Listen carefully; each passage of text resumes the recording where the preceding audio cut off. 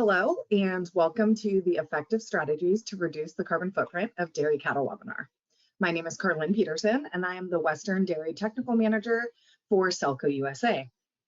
Selco, a NutriCo brand, provides specialty feed additives that optimize animal performance and customer value. Some of our products include IntelliBond and Optimum Trace Minerals, Renergy, and Lactabute, among others. Before we get started, we welcome any questions you may have today. Please submit your questions through the question box, and Dr. Kebreab will do his best to answer them at the end of today's session. This webinar will also be recorded and made available.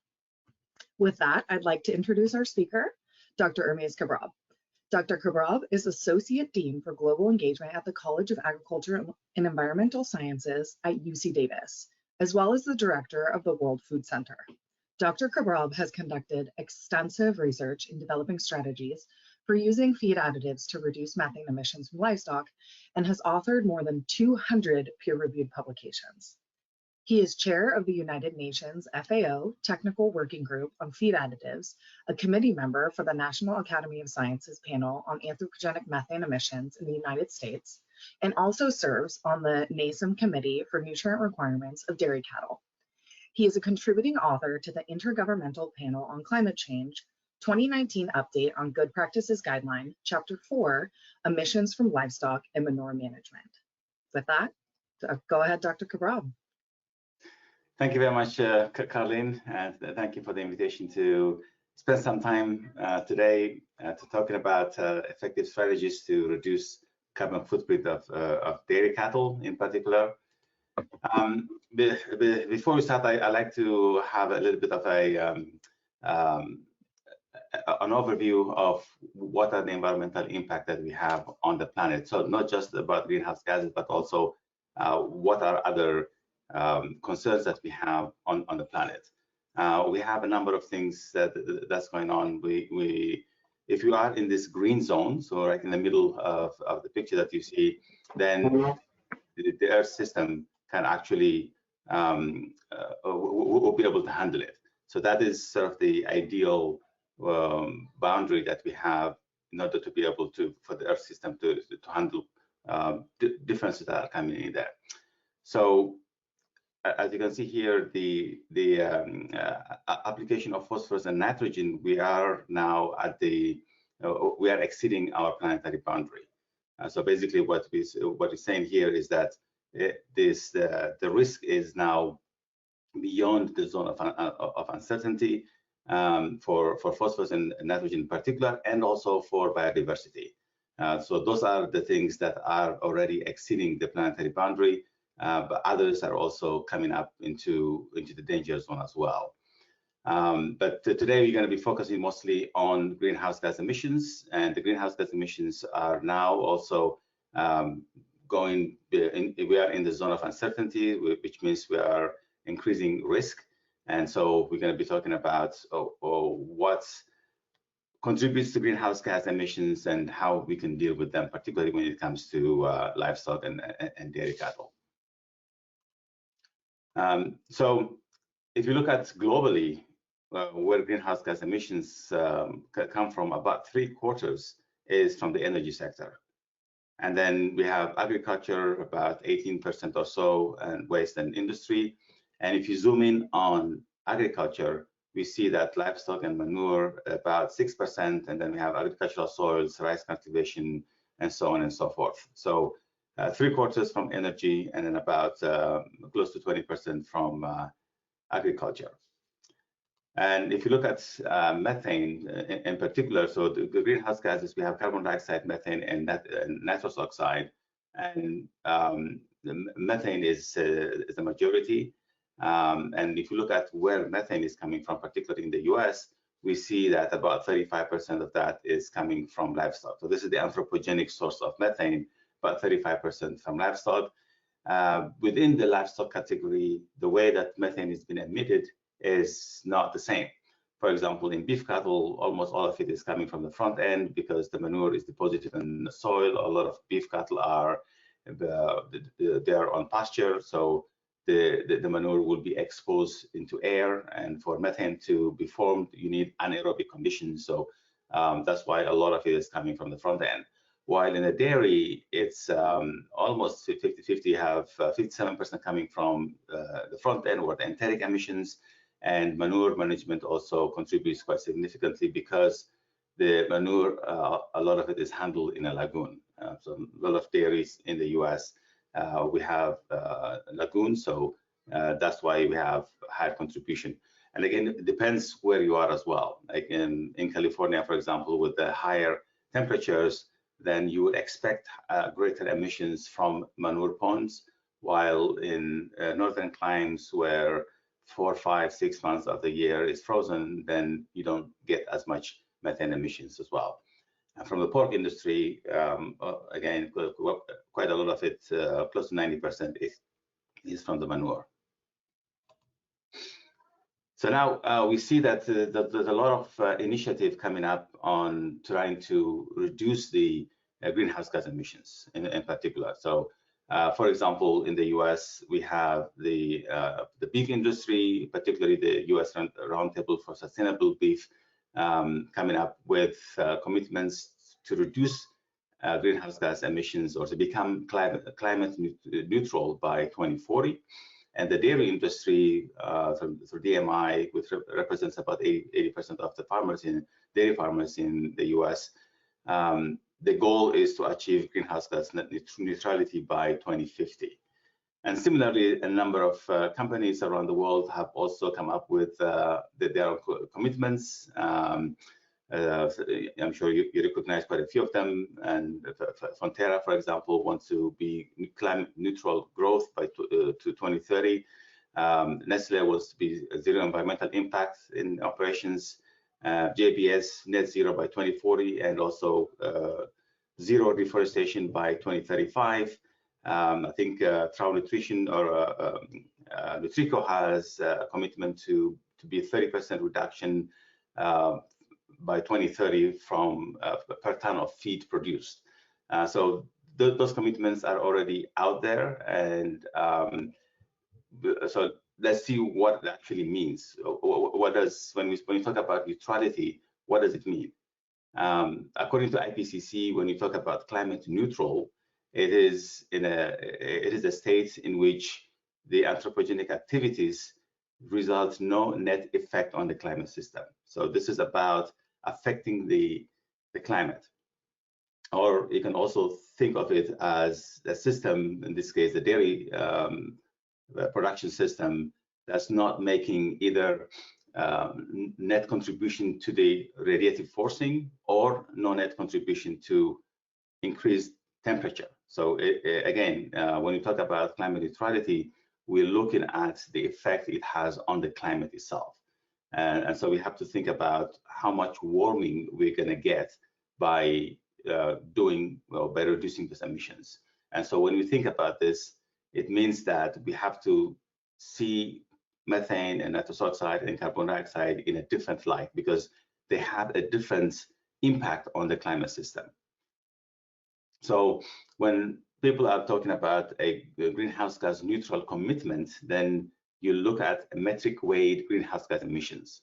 So in this case, carbon dioxide being 1, and then methane being 27 or so, and then nitrous oxide being 267. So this is over a 100-year period. But there are also other metrics that will take into account the relevant or the relative amount of time that those gases stay in the atmosphere. Methane being short-lived climate pollutant that stays in the atmosphere for 12 years or so, while nitrous oxide about 100 years and carbon dioxide over a millennia. So their impact is different, and when you reduce those emissions, their impact on the climate is different as well.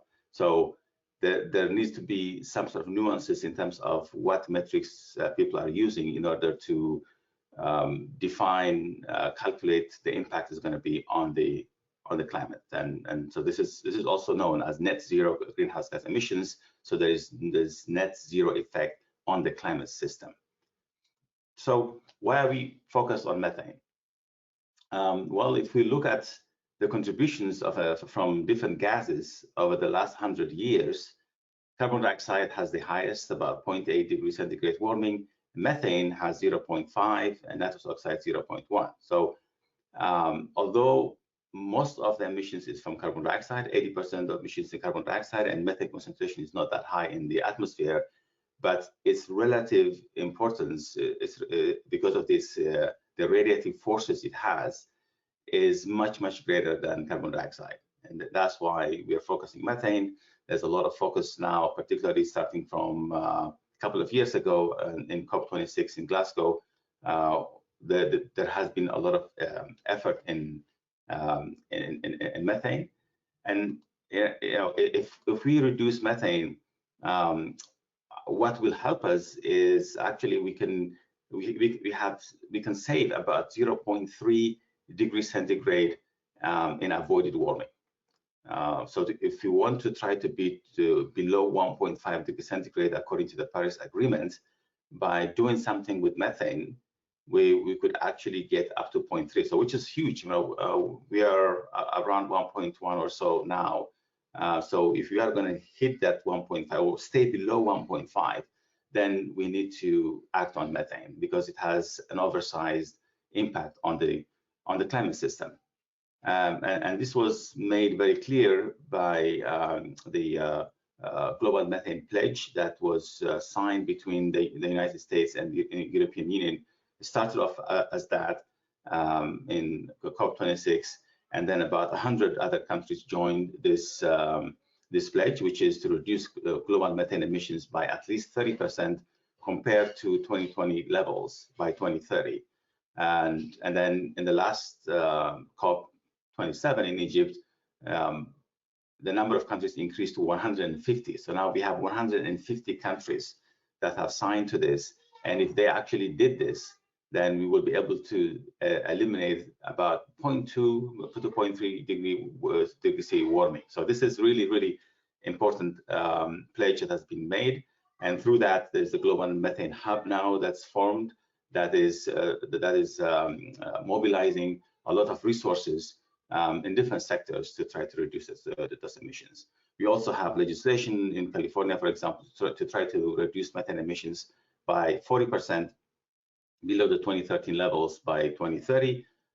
We have only 7 years left to that, and the analysis that was made shows that the way that we're continuing right now, it will probably get us to half of what we want to get into. So we need more. We need to do more, and that is we need to include enteric methane emissions, which I'm going to be talking about a lot. And if we include enteric emission solutions, then in California we will be able to hit that 40% reduction by 2030. So what needs to happen? These are different scenarios by IPCC. So you see the red line here. If you just continue with implemented policies right now, it's not going to cut it. So there has to be a drastic emission reduction going on, even to limit to 2 degrees centigrade, even more 1.5 degrees centigrade. But those reductions have to start right away.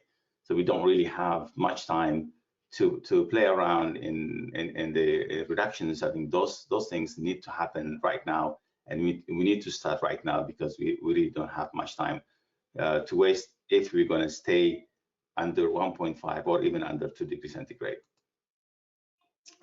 We've done some quick analysis on what the impact is going to be. This is looking at reductions in emissions. On the y-axis on the left is the cumulative emissions that we see. This is in warming equivalents. And then on the right side axis is the warming that would happen since 1990. So we are comparing it to the warming in 1990. And the blue line is methane emissions, and the orange is the nitrous oxide, and the black line is a combination of both. And we can actually bend the curve for methane. And once we start implementing those technologies, and if we are able to come to reduce emissions by 50% by 2030, and then continue about 1% decline, then we would actually go into a situation where we are slowing down the warming effect. But that's offset, unfortunately, by nitrous oxide.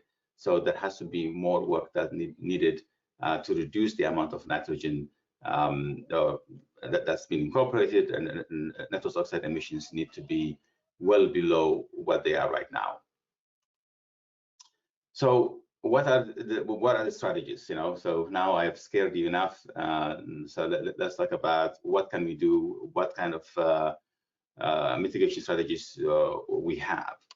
And well, one of the things is reducing consumption in high-income countries have to be part of the conversation, because globally we are consuming 90% more than the optimal amount for animal source food, particularly for meat. So there has to be a discussion in countries where there is overconsumption to reduce that amount. It doesn't happen everywhere. If we compare high-income countries, for example, that have about 70 kilograms of meat consumption per capita, and you have in sub-Saharan Africa, that number is 10. So there is huge disparity there. So in some communities, there actually need to be increased consumption, but in a lot of communities, we need to reduce particularly the processed meat consumption need to be reduced by about 90%. So that is one of the ways that we can reduce the emissions. But again, the reality is that the demand for meat and the demand for dairy products is actually increasing. Particularly in low-income countries, the demand is increasing, and therefore, when we're trying to meet this increasing demand, what kind of strategies do we have? So we have to implement strategies in order to make sure that the way that we are increasing productivity to meet this demand is in a much more sustainable manner than it has been before. And so we did some work, which was published last year, and we identified strategies, about 3 main strategies that are product-based or they are intensity-based. So what I mean by intensity is that emissions per kilogram of meat, emissions per kilogram of milk.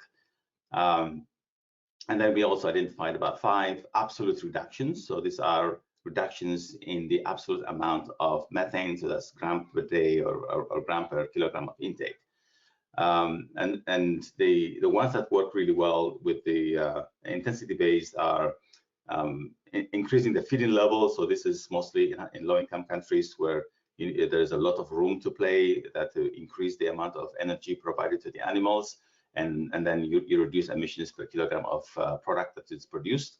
Again, for grazing conditions, looking at the grass maturity and looking at the nutrient profile of grass would also help reduce emissions.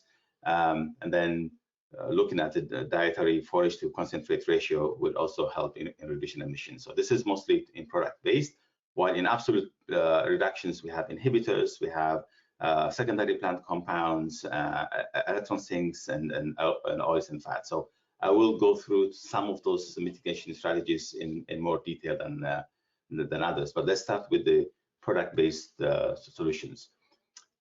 So this is a nice figure to see that the average milk yield in dairy cattle really started to take off around 1950s or so. So it was just going along, very little improvements, but then 1950 something happened. There are 2 things that happened there.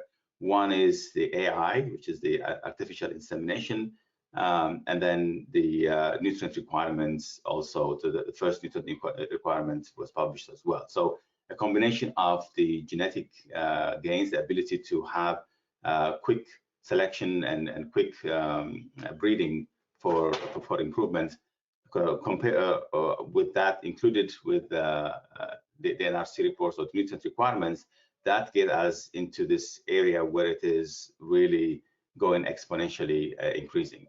And right now, on average in the US, we probably have about 8,000 to 10,000 kilograms per cow per year. And if we extend that, we could easily get by 2050, we could easily get up to 15,000 kilograms per year. I mean, we do have enough genetic variability in the herd to actually go much higher, and by some estimates, probably going up to 25,000 kilograms per year. We have cows right now that produce 32,000 kilograms per year. So we still have that ability to continue to increase these gains. And what that means is that we have greater feed efficiency, and we will have lower greenhouse gas emissions per kilogram of milk that we are producing. Those cows are larger cows because you need larger machinery or larger ability to make sure that you're making more milk. And so what we've seen over the last few years is an increased maintenance requirements per unit of body weight. But so this is basically from this graph, what I wanted to get is that we still have a way to go in increasing the productivity of dairy cattle.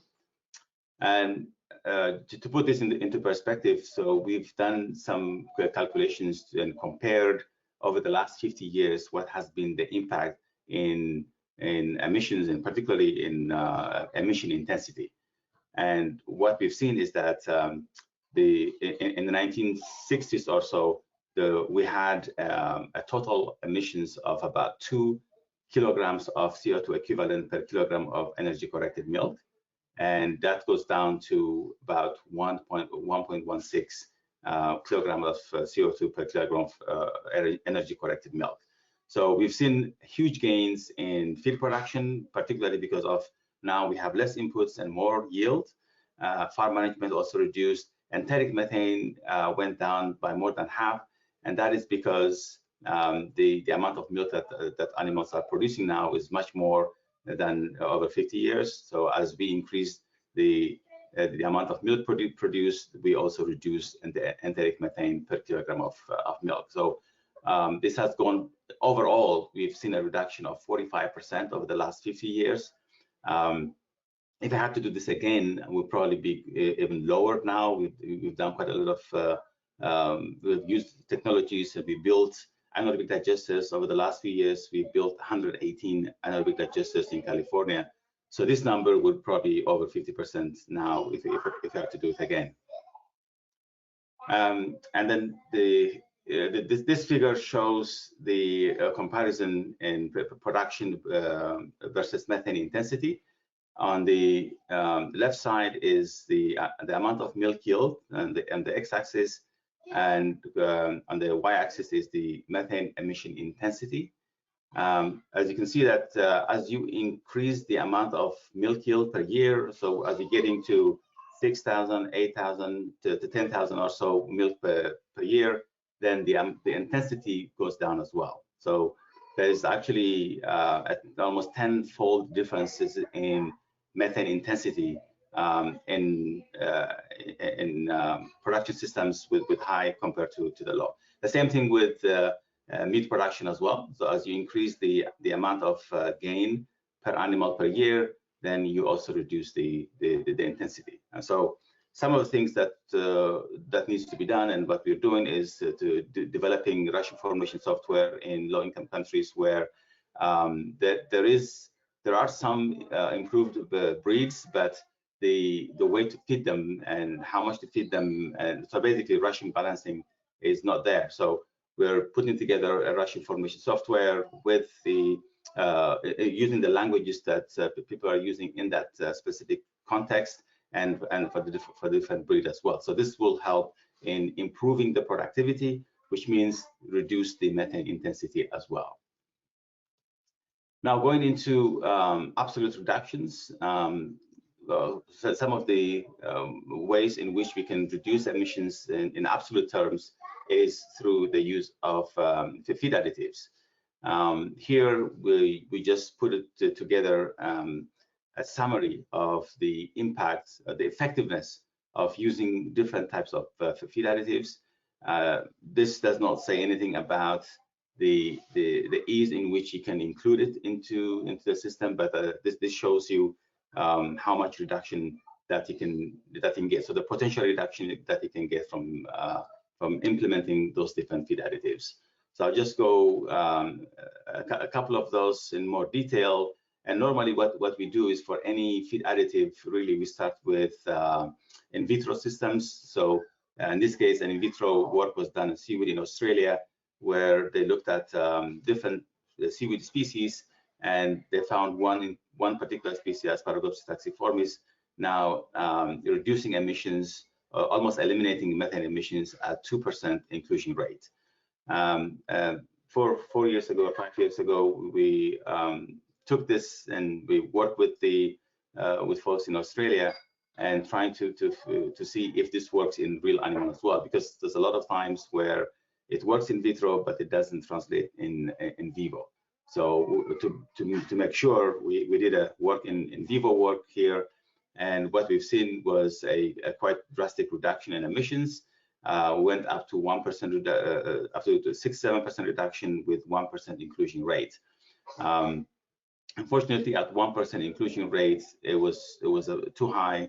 We saw a significant reduction in feed intake and also in milk production.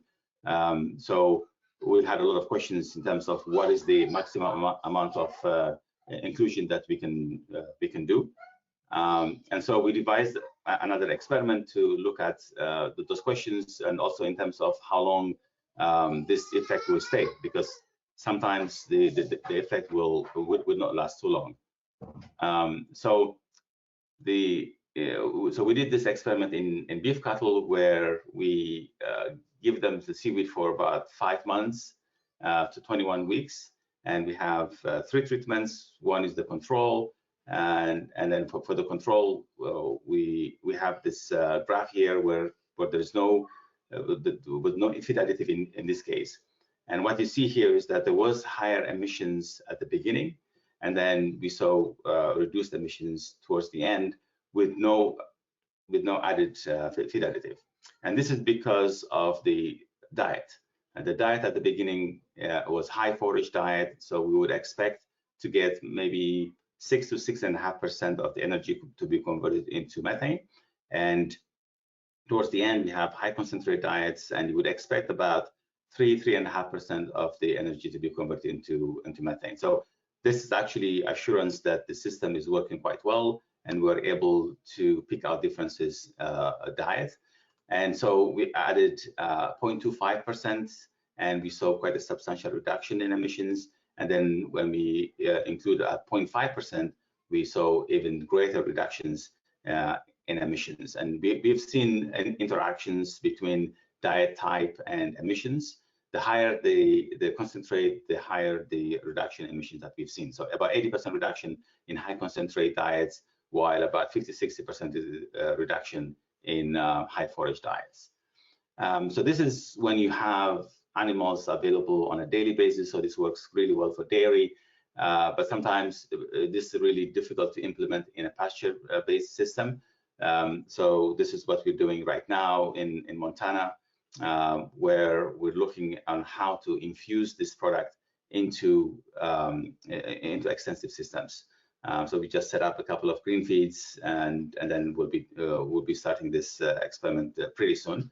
And this is really going well in terms of going to the market. Now we have a number of companies working on this. In Australia, we have Future Feed, and in the US, we have Symbrosia as well as Blue Ocean Barns.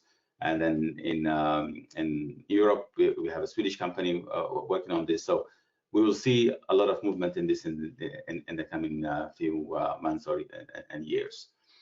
There was a paper that was published, I think maybe I saw it last week, looking at what kind of reduction that you can get. This is a scenario for Australian feedlot. Compare 2018 with 2030. If you don't do anything, the emissions will go up from 6.5 megatons per year to 6.7 megatons per year in warming equivalents. But if we actually implement this feed additives, we can go down, so we can slow down the warming effect. Another feed additive that has been shown very successfully to reduce emissions in dairy in particular is 3-NOP, and we published a paper earlier this year where on average we saw about 32% reduction in emissions when 3-NOP was fed, and this is quite a number of experiments. I can't remember exactly how many in dairy, but overall there are over 40 experiments conducted using 3-NOP, and so there's pretty good data that shows that this reduction in emissions. This is now available in Europe and I think 20 or 30 different countries. Unfortunately, not in the US, and we'll come to that in a little bit. One of the interesting things here is that well, you may not have to give it on a daily basis. There's this interesting work that was done that if you give feed additives at the beginning of life, so before the rumen is mature, and then you stop the additive and just continue to monitor them, it looks like the effect lasts quite a bit. So in this case, up to a year. I'm not sure if they're continuing the experiment, but at least for up to a year, it shows that there is an advantage in reduced methane emissions without having to feed them on a daily basis. So this is really interesting results that that has sort of informed us in trying to come up with different solutions as well, which I'll talk about in a minute. There are a number of plant bioactive compounds that are that have been looked at. One of them is Mutrol, where we looked at it's based on garlic and citrus extract, and we saw about 23% reduction after 12 weeks. So for this, we need more work to make sure that this is repeatable. So we need to increase the number of animals and then see what kind of effect we have, and also maybe extend a little bit longer. There may be evidence that it needs to be within the animal for some time before we see the impact. So all of that needs to be worked out. We also looked at an essential oil blend very recently in a commercial farm in Modesto, in California. And we've seen that there was within the 10 weeks that we looked at, there's only one instance where we saw a substantial reduction or a significant reduction, but in most cases it was not significant. So all we can say is that it probably is not effective at 10%, but it could be lower than that. There are some evidence that show that there's an impact. So what I would recommend is to try to do this again, but with even more cows. In this case, we have about 72 cows that will let us, that would give us enough power for about 10% reduction. But if it's less than that, then we need more cows to be able to get that. The other is the tannins, and one of the compounds that contain tannins is grape pomace. The grape pomace, the picture here is what I took, I think, a couple of days ago in our barn here at UC Davis. And what we're trying to do is provide grape pomace. We just take it right from the winery and then mix it with the diet and give it to the dairy cattle. And we're trying to measure their emissions.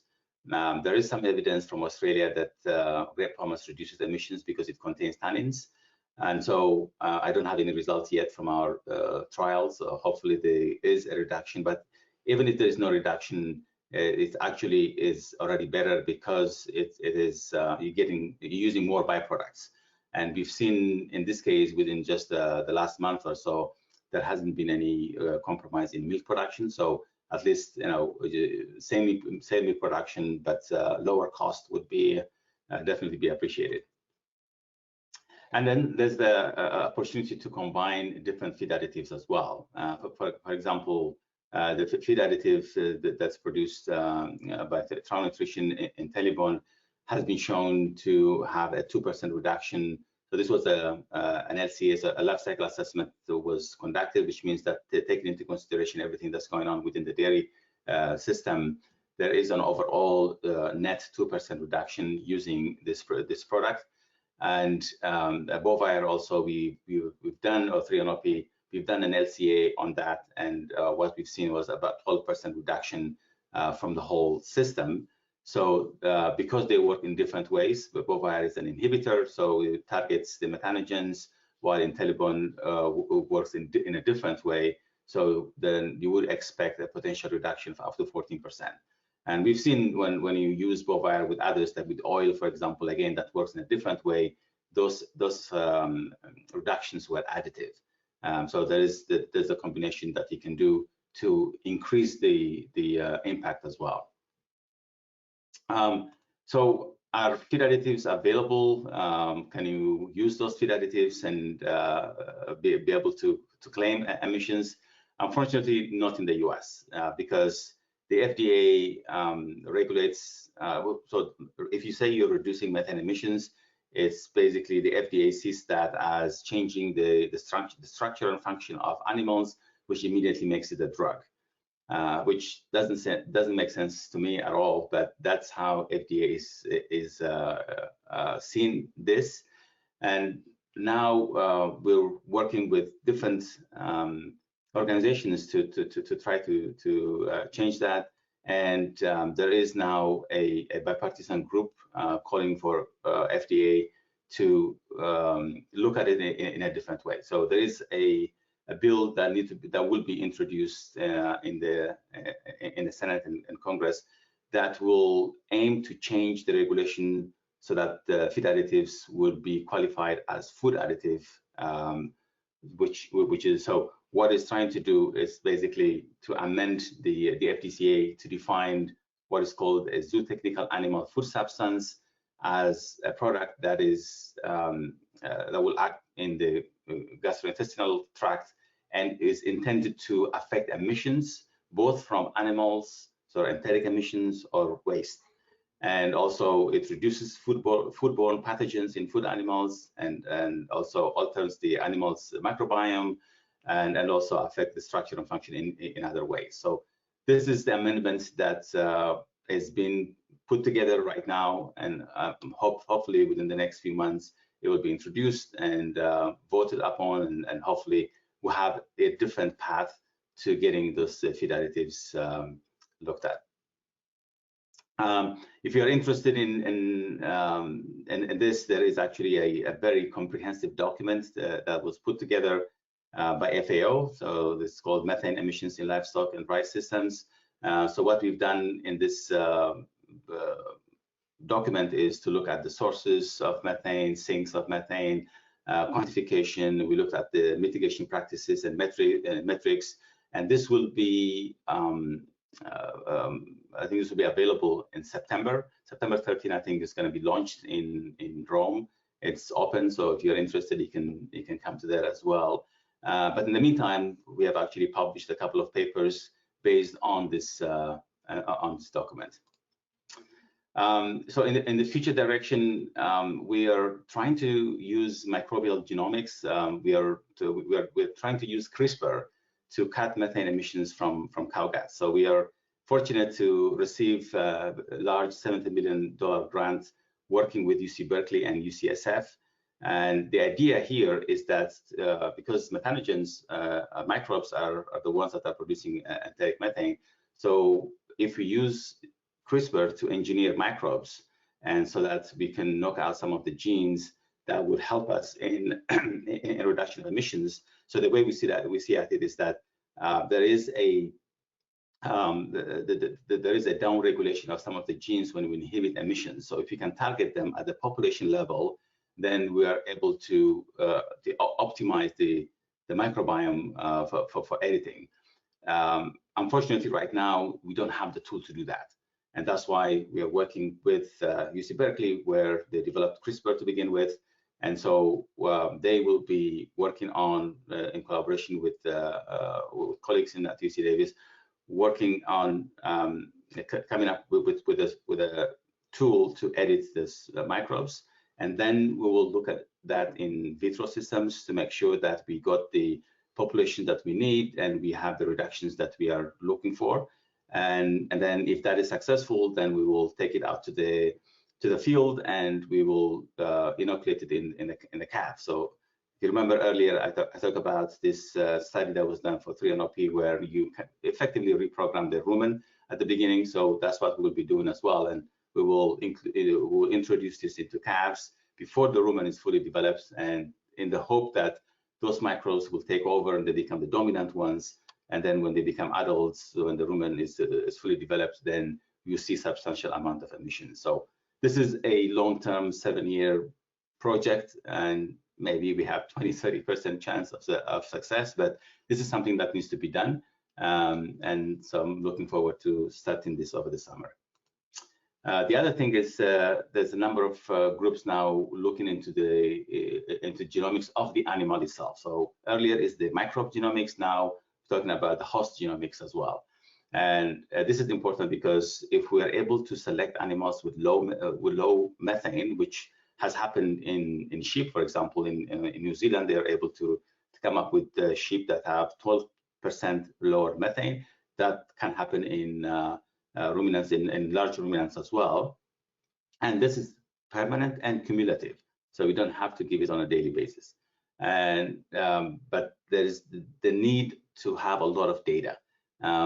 There may be possible to use a proxy, in this case mid-infrared spectroscopy, to relate it to emissions. So using that, then you can select animals that have lower emission. And by some estimate, we may have a potential to reduce between 11 to 26% of emissions through genetic selection. So we have quite a number of different ways. So I'm finishing up here. So in conclusion, then we have from feed efficiency, we have probably 0.5 to 0.8% per year. Feed additives, 2 to 12% per year. Genetic selection, about 11-26. Manure management with anaerobic digesters and or covered lagoons, we can have 15-25% per year as well. So if we implement all of this, then we will be well our way to have a substantial reduction. And from the food system, particularly from dairy, the expectation is about 40-45% reduction. So that for the net zero, for global net zero, when we look at all industries, then the expectation from this particular industry, according to IPCC, to get us to below 1.5 degrees centigrade is about 40-45%. So we are well on our way for that. I'm not sure about completely net zero. It's a good goal to have. I don't think that can be achieved, but we don't need to get all the way down there. Just want to say thanks to a lot of my graduate students, former graduate students, and postdocs that really do all the work. So all the work that I've presented today, it takes many hours, nights, and days. So it's all kudos to the people that are in my lab working hard on every day, and also a lot of support from industry, from state government, and from federal government as well. So thank you.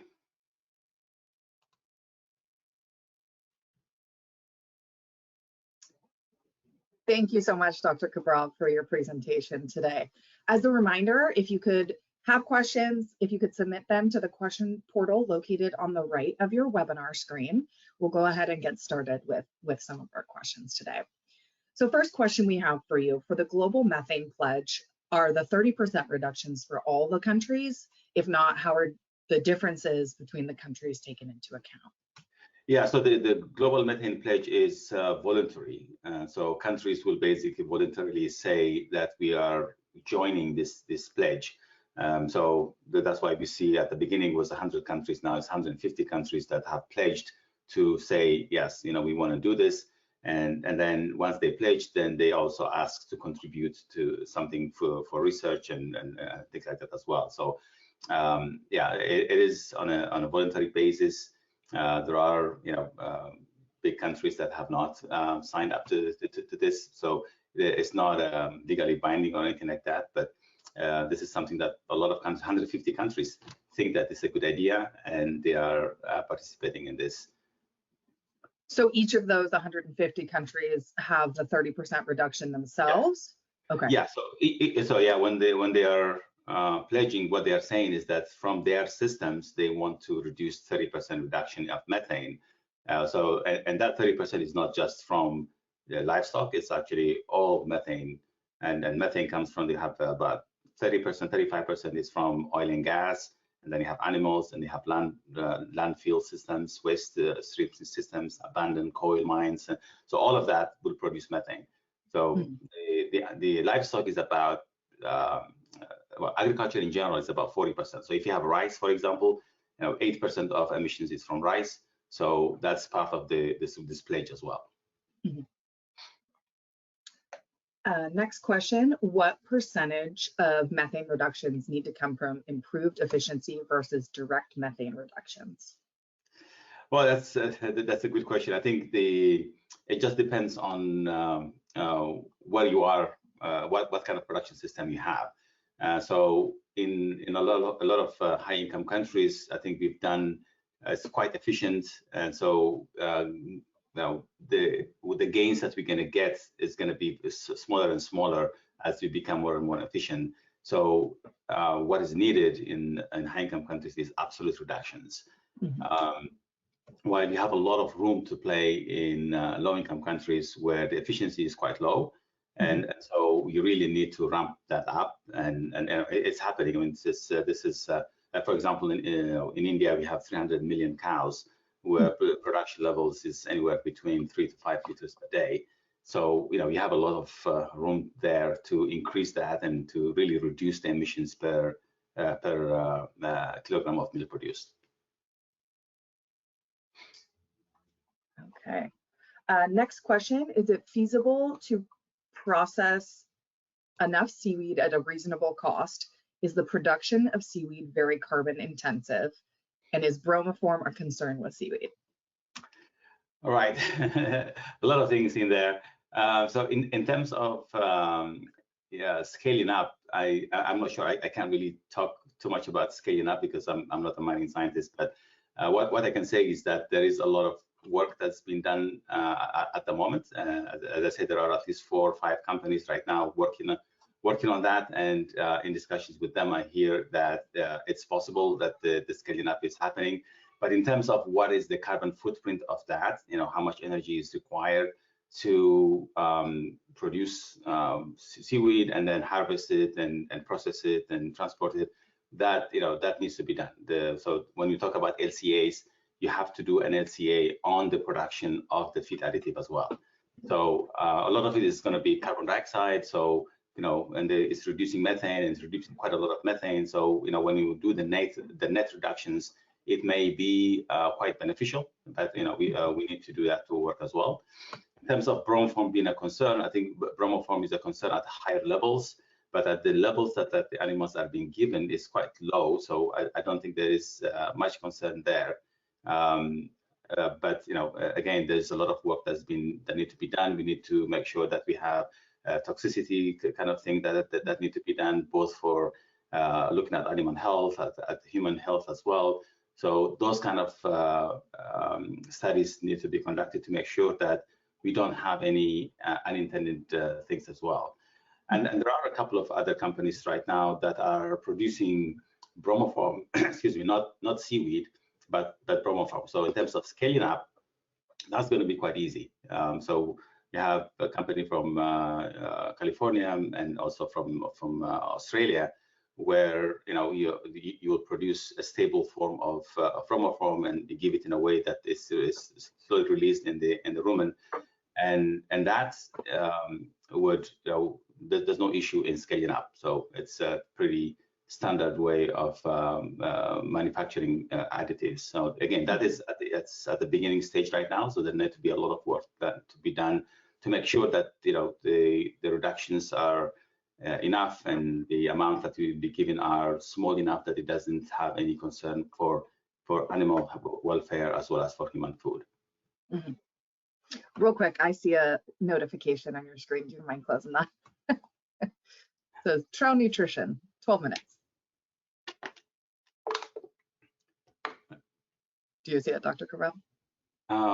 No, I don't see any. We can just stop share if that works better. Oh, okay. That means I can.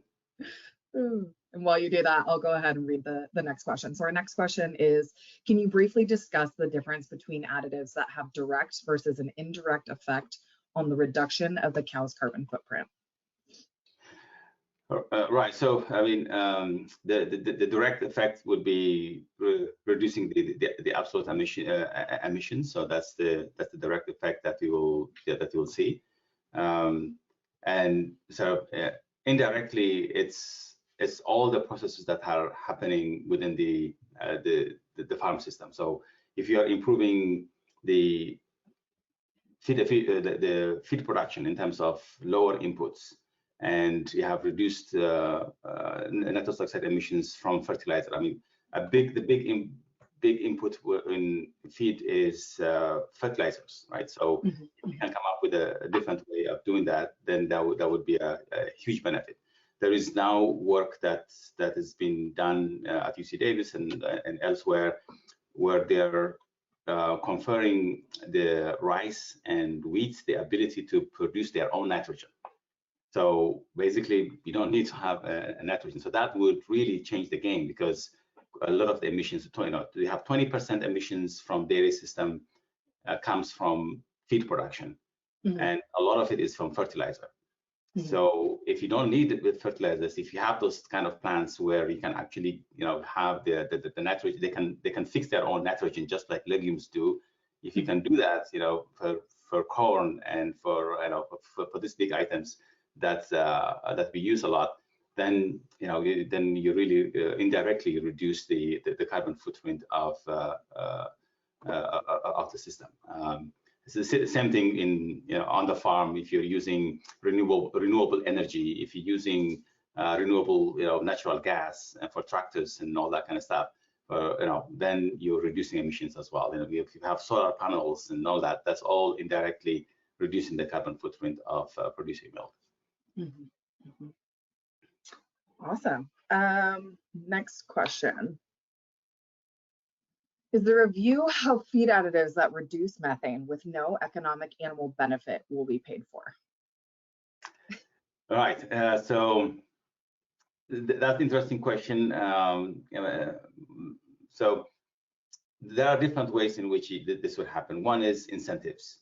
So right now there's there are some incentives for people to use those additives.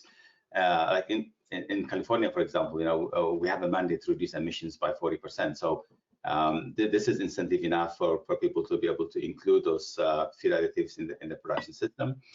But more than that, I shared that a number of companies have already pledged reduction.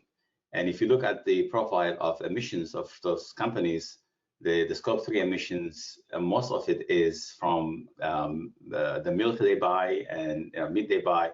That's where most of the emissions are. And so for these companies to actually meet those or get close to those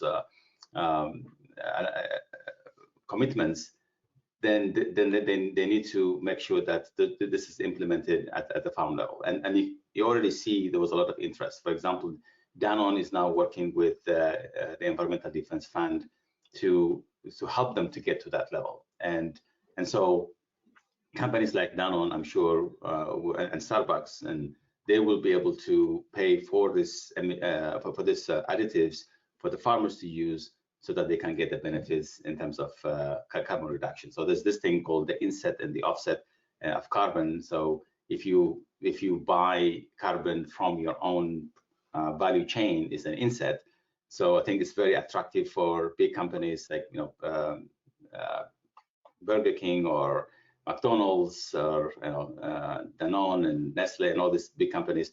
It's beneficial for them to do insetting and pay for the feed additives and get the credit. So I think that's one way, a big way, that those feed additives will be able to be used, and so that the farmers will not have that economic hit on them.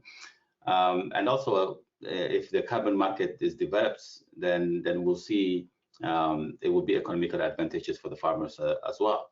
Right now, carbon is about $30 per ton in the voluntary market, so it's not really worth it. But as you increase it, the value, like in California, if you convert methane, if you like in anaerobic digesters and convert it into a renewable gas, then you can get up to $150 or more dollars per ton of carbon. So that becomes very, very attractive now.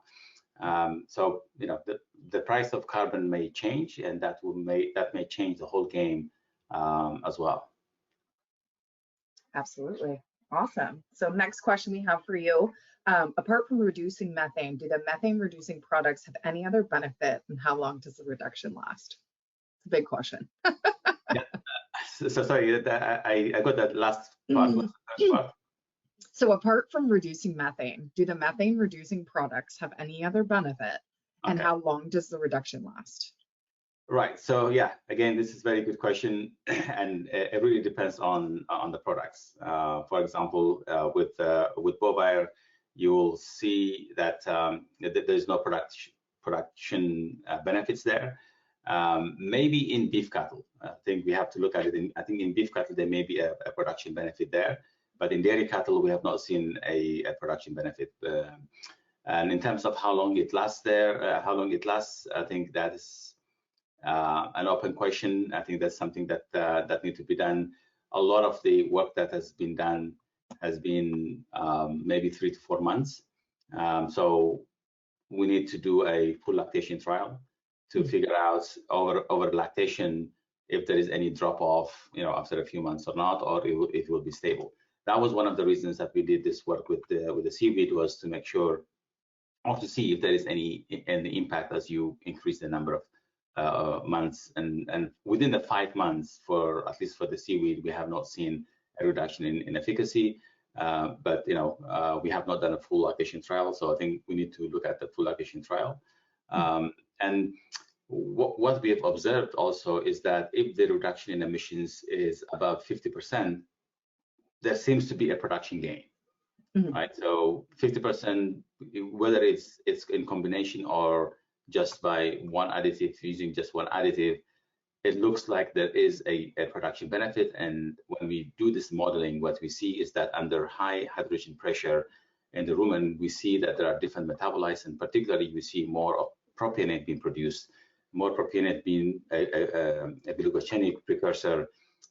You get more energy from that. And so we expect that as you increase the reduction, then there will be some of the carbon would be converted into product. So this is still an early phase, and we only 1 or 2 instances that we see a production benefit. But yeah, I mean that is the holy grail, is you have reduction emissions, improvement of production, and it's not too expensive. That's what we're hoping for, right? Yeah. Next question we have for you. You mentioned microbial and ruminant genetics. What about contribution of forage genetics and composition, increased digestibility of forage, enhanced lipid content in forages, etc.? Yeah, absolutely. I think that is another big area where we can make a huge impact. And I didn't have time to go through onto that, but actually we have a whole section about forage in one of the meta-analyses that we published last year. And the forage genetics, and this has been happening a lot in Ireland, in Australia, and New Zealand, because they have pasture-based production systems where improving the quality of grasses and quality of forage. And there's even a bioengineering idea that is forming, and people might be starting to work on that. We tried to do something like that. We didn't get funded, but the idea is to put in some anti-methanogenic properties to grasses and other crops, and that way, when animals are consuming this, automatically they get that effect, right? So this would be really great for grazing situations. So you have forage, you have grasses that already contain anti-methanogenic properties. So you can using biotechnology, you can do that. So I haven't seen any work done yet, and we wanted to do that. We have applied for funding, so maybe we'll get that at some point. But that is a really interesting way of getting, the animals will need inputs, and you don't have to do anything else. You have those varieties that already contain anti-methanogenic properties, and I think that would be a really cool way of reducing emissions as well. Awesome. Okay, let's go one more. Sorry, I just had it. So next question, how do you see the government playing a bigger role in methane reduction? Yeah, I think governments have a big role. I mean, particularly in the US, the problem we have right now, the reason that we don't have any solutions for enteric emissions is because of regulations. So regulations will play a very, very big role in the US. Both the state regulation and federal will have a big role. And so once we have this federal regulation that is very clear and companies are able to know exactly what they need to do in order to get the product into market, I think we'll see a much more movement. Right now, it's very, very murky. And right now, we have to go through a drug approval process that is a multi-million and multi-year process. And so only a very, very few companies will be able to do that. So yeah, the governments have a huge role to play in both making sure that the regulation is in place, but also in implementation as well. So there's incentives, through government incentives, things can change. I know in Europe, for example, there are some governments that are providing incentives for the use of feed additives already. So yeah, I think there's a huge role for governments to play in this area. Okay. And last question I think we have for time for today is, as the rumen is a living organ, will the rumen adjust to the inhibitor and revert back to the original methane production level over time? Yeah, exactly. I think that is the concern that we have, and that's why I'm saying that we need to have a longer-term trials. We have a full life patient trial, longer-term trial, to make sure that over a long period of time that we don't have this issue. So we need to know how long it will last, and so we just have to do those kind of studies to make sure that what we see is actually stays there and it is a lasting reduction. Awesome. Well, I think that's all the time for questions that we have. I hope everybody on the webinar will join me in thanking Dr. Kebreab for such an informative webinar. I know I learned a lot. If we were unable to get to your questions today, we will try to answer them and post them to the Selco website along with the recording from today. Before we go, I would also like to bring to everyone's attention that Intellibon trace mineral supplementation in dairy cattle has recently been independently verified to assist with the reduction of a dairy cow's carbon footprint by up to 2% per kilogram of energy-corrected milk. The use of Intellibon trace minerals to optimize both cow performance and well-being has been well known for several years. Intellibon's newest verification to assist with the reduction of the cow's carbon footprint is an additional benefit that producers can capture at no incremental cost. If you want more information, please contact your regional Selco representative or the Selco website. And thank you again to Selco Feed Additives for their sponsorship of this webinar, and Dr. Kebreab for your presentation, and to each of you for your time and consideration. Have a wonderful day. Thank you. Thank you.